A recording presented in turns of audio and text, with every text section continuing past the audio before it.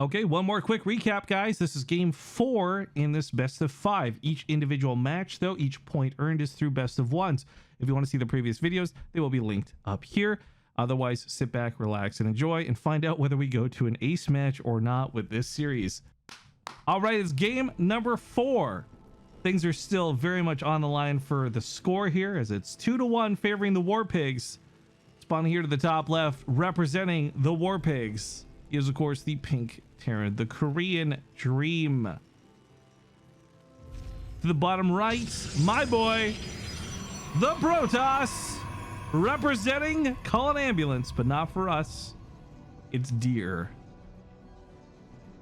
Dear did not get many matchups in this team league so far that he wanted. Almost every single matchup outside of this one exclusively has been PvP, something he very expressly did not want, but we just unfortunately got for him, as these are blind pick submissions. Going into this TVP, I think he was fairly happy, but also a little grumpy because, like all Protoss do, he complains about Terran. But for Dream, this is really tough for me. Dream was actually one of the players I really wanted to pick for my team, but was picked before me by Pig.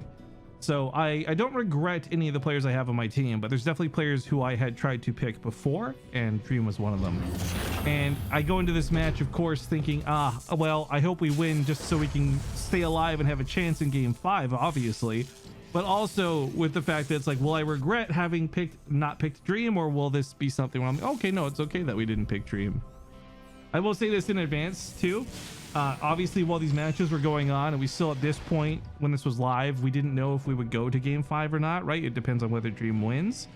We were already preparing for the ace though, and we're like, you know what, like it's got to be Serral, right? Like there's no way it's not Serral in the ace match if we go the distance. So while I was casting this live, there was some pretty good conversation in our group chat. You had Clem, Lambo, and Rogue kind of discussing what the ace might look like if Dear can pull this off. But that kind of clues you in the behind the scenes as far as what's going on in the game, though. Really nothing too outside of the ordinary. No cheeses, no proxies. Dear actually getting a fantastic scout over here with not just the command center, but also seeing a Marine come out. So he knows there's not some Reaper shenanigans to deal with, which gives him a bit of freedom to not have to stress out over it. He takes his own expansion. He's got a Adept on the way. I mean, this thing can poke and prod and be annoying.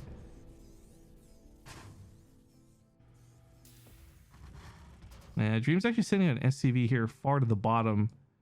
Now, at first, this looks like a scout. Like maybe he's worried that Dear has set up a proxy, but we're going to very quickly learn that that's not the case. Sorry, I said I'd try and cast a spoiler free, but this is one of those oddities I love to see. It's a proxy starport.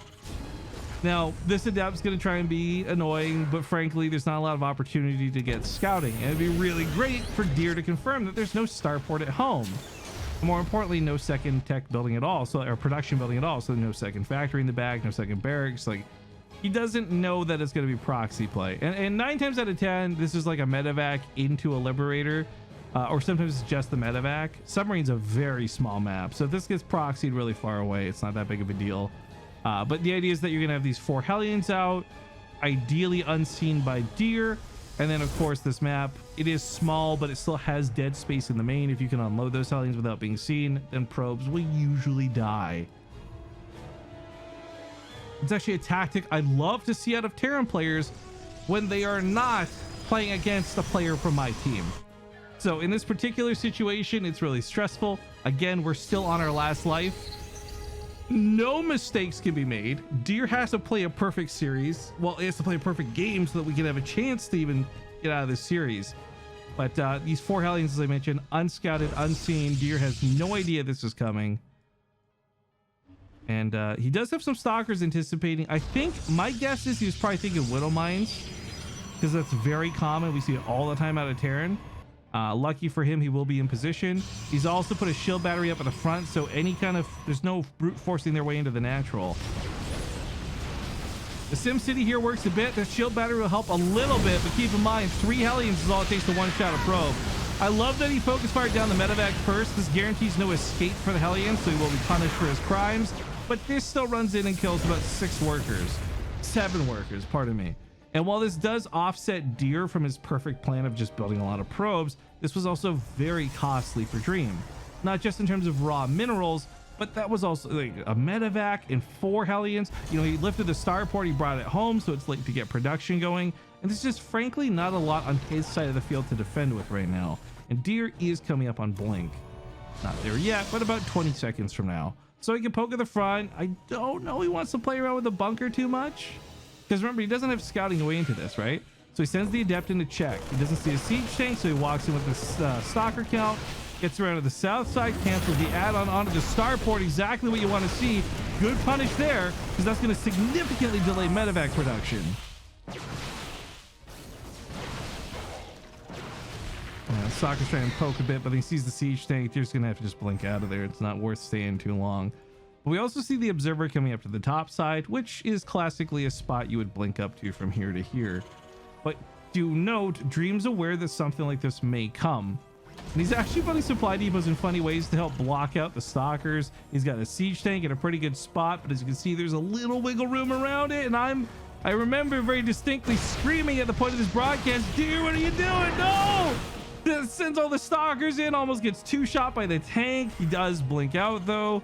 So ultimately this was all a nothing fight. But boy, oh boy, when you are on your last life of the series, and you know Dear has thrown away a couple of games, you're very stressed out when your player starts making moves like that. But he plays it calm, ultimately plays it cool. He's on his way to a third. The robo production's picking up very nicely here with the Colossus. Now, do note that Dream is not going to be caught so off guard by a Colossus. This isn't like an army of purely Marines that are going to get roasted alive. With Marauders, with siege tanks, squeeze out a Viking maybe in a pinch. I don't think this Colossus should be like the end all be all, but it will be a very tough unit to struggle against, because in the early game, I think Colossus, they have a lot of power. It's later on when Terran players just have like hundreds of supply to work with. You just gotta, you throw away a few Marines, a few Marauders here. It doesn't matter. You trade out with the Colossus.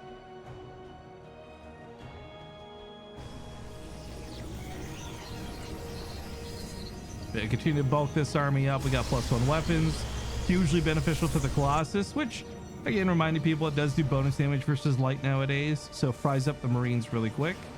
But again, there's a lot of Marauders. In fact, there's like an abnormally large amount of Marauders, and I think these are being built as a way to deal with stalkers, not because he's anticipating Colossus. But let's be real, Marauders are good against the Colossus, but they're not like a blind counter for Colossus. So I really do feel like Dreams built this army with the understanding that stalkers would be a huge problem for him. But I think this Colossus is going to be a big surprise. Not to mention his positioning being a little awkward. There's no reason to fight here. You know, there's no base to threaten. There's no base to defend. It makes a lot of sense that Dream would not engage in that fight. And as he walks away, it is a little scary.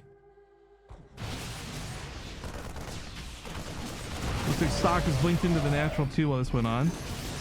Sorry, I was fighting back a yawn that came out of nowhere there. There's that range. Send Thermal Lance does wonders. He kites back with this. Force fields go down on the block.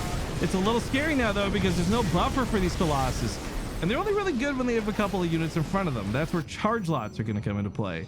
So getting caught in the middle of the map there without those force fields could have been the end of his Colossus. And let's be clear, if those Colossus die, it's probably the end of Dear's game. So this is a very scuffed situation to say the least. But I think 3 Colossus, this Zealot count, holding this away from the tanks, no problem. But also Dream should probably not be fighting away from his tanks. And if he does, well, then it's his fault. But you see Vikings are coming out.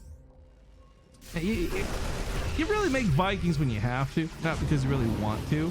And the Colossus here, and they might be a little susceptible, but Blink Stalker was the opener. So I don't think Vikings should be that big of a problem, but still better to have them and not need them than need them and not have them. So Dream's got a pretty good army cooking up.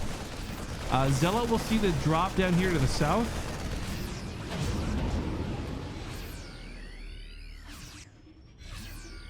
Dream decides to heal up some of the Marines, leaves one for scouting.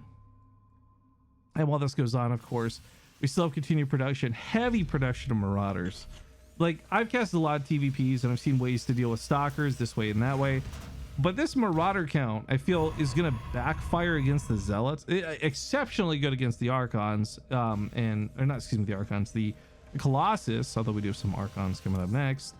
But they are going to fall a little shy when it comes to Zealots. I feel like this whole army, in fact, like the tanks, the dead zone, the splash damage, Realistically, I feel like a charge line all in. Yeah, more zealots coming. Like, this is going to just be a nightmare for Dream to hold off.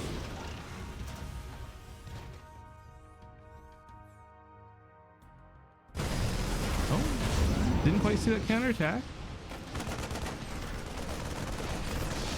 As this gets up to the main base, obviously there's quite a bit of defense here with the shield battery, but that's not enough to stop like full drop the Marines on +1. But that being said, well, Dear, well, he's gonna find Dream looking the wrong place at the wrong time. The Zealots do rush in. Archon's on the left side to splash damage those STVs. Colossus on the loose. And with these tanks shooting nothing in their dead zone, these Zealots really are king. Archons as well, just splashing down so many STVs in several locations. Wins the left side battle, wins the right side battle. Dear looking fantastic in this fight. Sure, the Marines took forever to get cleaned up, but he does clean them up, losing 19 probes. But with 4 bases, he's looking dandy, especially as his attack has not been cleaned up just yet. Dream in a lot of trouble as he falls back here with the Marines and Marauders. The medevac does fall. There's a handful of units remaining. More SCVs are getting pulled. But at this point, at this stage of the game, do I breathe a sigh of relief and go, oh my God, we're not going to lose 3-1. Dear ties it up 2-2, and he's going to send us into the ace match. Make sure to watch the next video if you guys want to find out who that 5th and final player ends up being for either team.